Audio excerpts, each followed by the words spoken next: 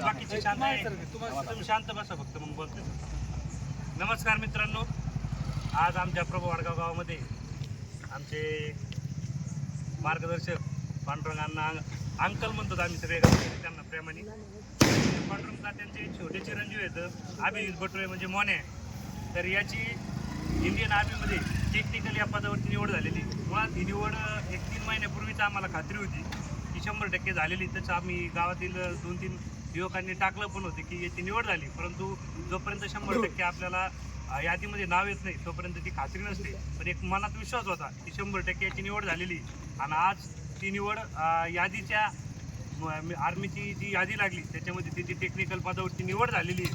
आणि आमच्या गावातून एक सांगण्याचा एवढा आनंद आहे, एक 10-12 वर्षाच्या नंतर आर्मी या क्षेत्रामध्ये किंवा पोलीस या क्षेत्रामध्ये एक तरुण पोरगा झालेला आहे. त्याचं वय लई आहे, 22-23च्या घरातच बरोबर म्हणजे 21 वय आहे फक्त. म्हणजे टेक्निकल पदावरती जाण्यासाठी जे कमी वय लागतं त्या कमी वयात त्याचे झालेले आहे. त्याचा मोठा भाऊ पण पोलीस भरतीसाठी जोरदार प्रयत्न करतोय. अंकलचे खूप कष्ट आहेत याच्यासाठी. म्हणजे एक सामान्य घरातील मुलगा आपण पाहू शकतो की आपल्या कष्टाच्या आणि जिद्दीच्या जोरावर गेलेला आहे.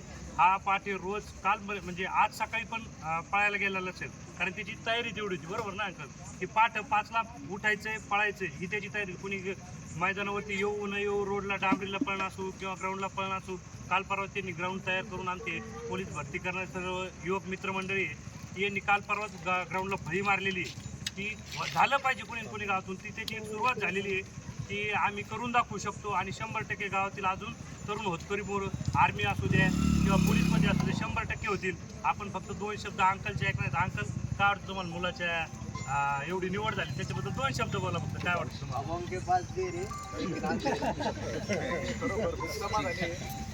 मुलाची जिद्द चिकाटी आणि माझे प्रयत्न त्याच्या व्यतिरिक्त आपण मुलाला काय करू शकतो. पुढं होता सांगाल ते पुढं होता तो लॅबला होता शेवाला अभ्यासाला.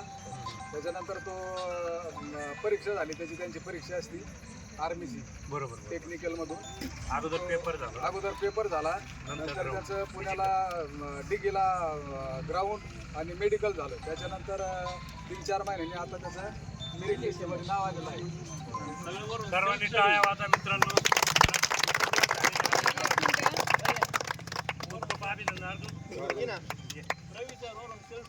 हा, आणि स्वतः अभ्यास केलेला आहे, जास्त मार्क नाही पडले. चला